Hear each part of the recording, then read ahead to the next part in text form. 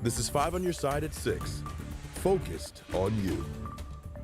A Metro East woman is sharing her horrific story after a man convicted of kidnapping her in 2018 is now accused of murdering a woman in Springfield, Illinois. Thank you for being with us. I'm Ann Allred. Mike Bush has the night off. Tonight, law enforcement officers, including the U.S. Marshals, are looking for Gabrielle Calixto in relation to the July murder of 24-year-old Emma Schaefer. 5 on your side's Holden Kerwicki recently sat down with Calixto's ex-girlfriend, who says she believes he should have still been in prison.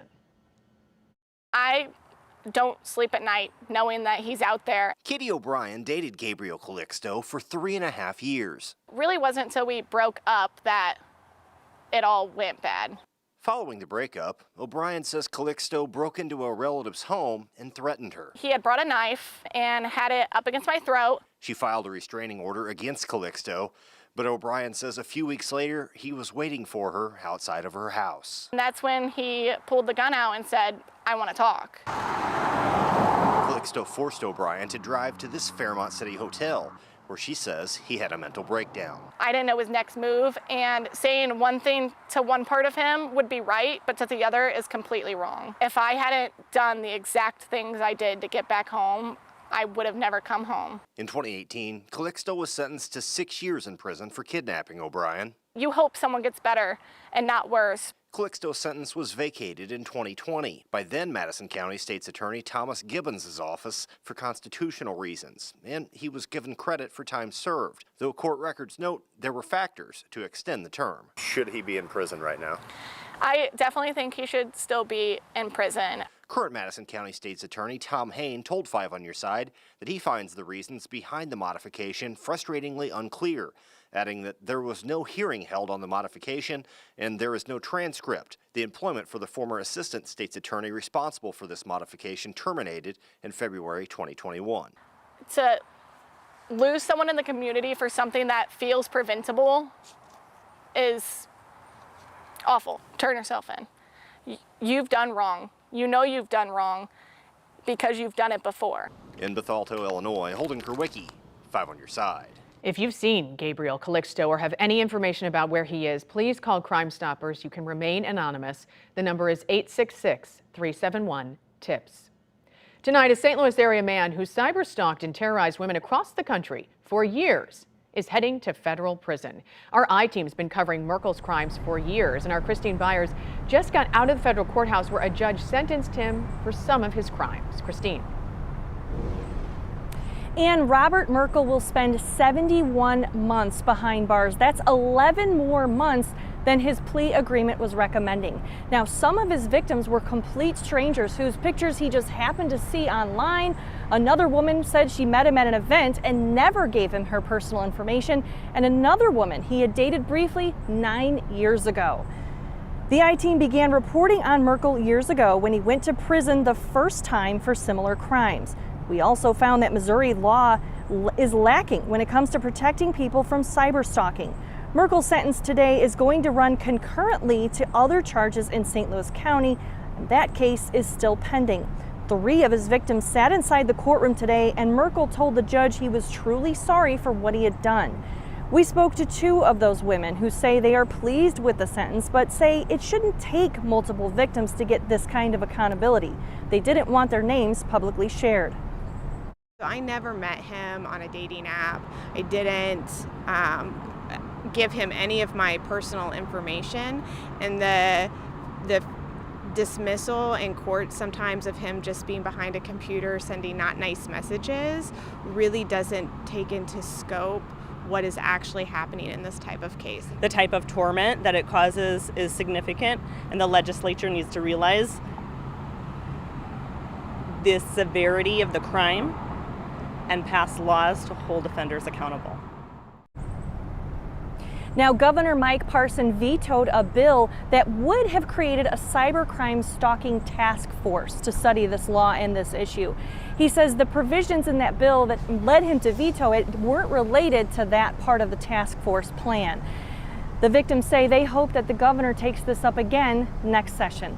Live outside the courthouse in downtown St. Louis, Christine Byers, 5 on Your Side. A live look at Busch Stadium, where the Cardinals are getting ready to wrap up a 3-game series against the Minnesota Twins. Hopefully all of that rain is moving on. Chief Meteorologist Scott Connell has been adding up all of the damage from the last round of storms. Scott. You know, we've really seen quite a bit of damage. We've seen lightning, we had heavy rain, we had strong winds with those thunderstorms that rolled through. Things have settled down some at this point, but we still have more showers and thunderstorms to get through before this night is done, especially south and southwest of St. Louis. That's not what you want to hear if you're in those areas. Those are the same areas that were impacted by the rough weather last night. Temperatures are in the lower 80s right now for most of us. We are looking at those showers and thunderstorms coming at us from the west. They're not severe right now, and they won't be as intense as what we saw last night. This down in Farmington, Evan shared this photo. The tree branches, big tree branches down, power lines down. And look at the rainfall. Diane near Sullivan, about 4 inches, close to 5 inches in some spots around Sullivan. That prompted the Merrimack River to take a big jump, and there is going to be some flooding along the Merrimack, especially as you get towards Eureka. It's going to bump up here over the next couple of 3 days. Scattered rain into tonight, not expected to be as heavy, but there will be some downpours and weekend storm chances. More on all of this in a bit, Ann. Tonight, a Fenton family's home is too damaged to live in after a lightning strike during last night's heavy storms. They were able to wake up, luckily, and escape when they smelled something burning. 5 on your side's Brent Solomon is live in that neighborhood after speaking with investigators. Brent. Well, and the fire department reminds that a lightning strike can happen anywhere at any time. And just take a look at what it can do. We are off of Smizer Mill Road this evening. The family who lives here salvaging what they can because they won't be able to stay here. Now, take a look at your screen. A neighbor capturing the home in flames from their side window. It all started when the family thought they smelled wood burning. That's when they noticed their roof was in flames. It was just before 11 last night. They grabbed one of their 3 cats and ran out as fast as they could. Then they called 911. He could see the flickering of the flames through the window, and they went out to investigate, and the roof of the house, the back of the house, was on fire. They did not stay there the remainder of last night, and they will not be staying there for several weeks. Back live now, you're getting a live look at the damage that remains. Firefighters, by the way, were able to rescue the other 2 cats out. A home next door, by the way, has damage to its siding because of all of the heat. As for the family who lives right here, they've lived here for 24 years. Tonight, they're staying with relatives in Baldwin. Live in Fenton, Brent Solomon, 5 on your side. Storms caused damage, flooding, and power outages south of St. Louis. Washington and St. Francis counties were hit pretty hard. Farmington saw 4 to 6 inches of rain and winds topping 70 miles per hour. Trees and power lines are down all over town. The winds also knocked down a traffic light. Crews have been out all day cleaning up and repairing the damage. A close call for a family in Bonne Terre after a giant tree came crashing down in their yard. It came within just a few feet of the house, not far from the bedrooms where the children were sleeping. No one was hurt. The tree crushed the garage, ripped down power lines, and that's not the only damage. I have damage on the other side too, like I'm missing deck fencing. I think a tree came down over there. I'm not for sure yet. I haven't been over there to check to see all that damage, but when I was looking last night, you know, I got a big branch that's kind of laying on the deck into the pool a little bit. So, I mean, it's all around, it's not good. Here's another look at that tree that narrowly missed the house. All those roots. It's a pretty big tree when you can see him standing next to how it got uprooted. It was the same story in Washington County. One neighborhood in Potosi is littered with trees, broken power poles, and power lines. People there expect to be without power for a couple of days in this heat. One woman we spoke to had the electrical lines torn from the side of her house. We have to hire an electrician, and they'll have to put a whole new, because it was an older setup, they'll have to put all new electrical in. Right now, there are still about 8,000 Ameren, Missouri customers without power in that region. A teenager has been arrested on an assault charge in connection with a shooting on Washington Avenue that left 1 teenager dead and 11 others hurt. Police took the 16-year-old into custody in Bellefontaine Neighbors. He's accused of shooting one of the victims and is being held in the St. Louis County Juvenile Detention Center. That shooting happened at a party on June 18th. Investigators are asking anyone who attended that party to call Crime Stoppers at 866-371-TIPS. St. Louis Mayor Tashara Jones signed new open carry restrictions into law this afternoon after initially expressing concerns the plan might falter in court. Our political editor Mark Maxwell has legal analysis from the conservative judge who said it is legal and constitutional. I think it's been baked into our collective consciousness that the state has preempted cities from taking local action. So, I mean, it's understandable that right off the bat there were a lot of misunderstandings about the bill. Alderwoman Kara Spencer said a legal loophole allowing Missouri cities to crack down on open carry of firearms was hiding in plain sight for years. I confess that I didn't see it.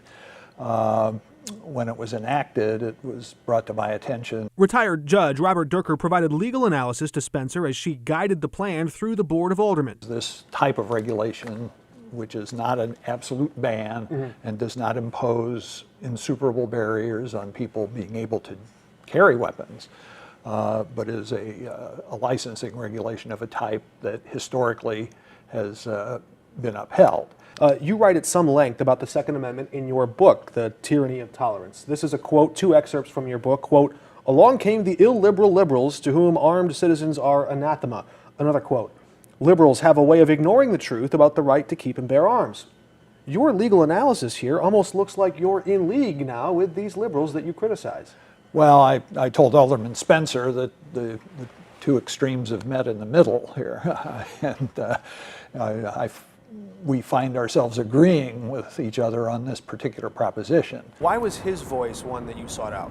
Well, Judge Durker tends to be the conservative side of things. Why would he cooperate with you then if you were politically opposed? I mean, I asked him. I mean, I think he's a. I can't speak to why he did, but I asked him if he would weigh in on the constitutionality, and I think he has a vested interest in the well-being of our city and our community. And I've heard overwhelmingly from our police department that their hands are tied right now, and that's a really volatile situation. Look, it's become commonplace. You see AR-15s and semi-automatic weapons all over the neighborhoods of the city of St. Louis on a regular basis, and this is a really dangerous, volatile situation that we're in. There was some rightful concern that this was going to, have the potential of being enforced in a selective manner and one that was biased, particularly in a racial sense. Do you trust the police to enforce this without bias?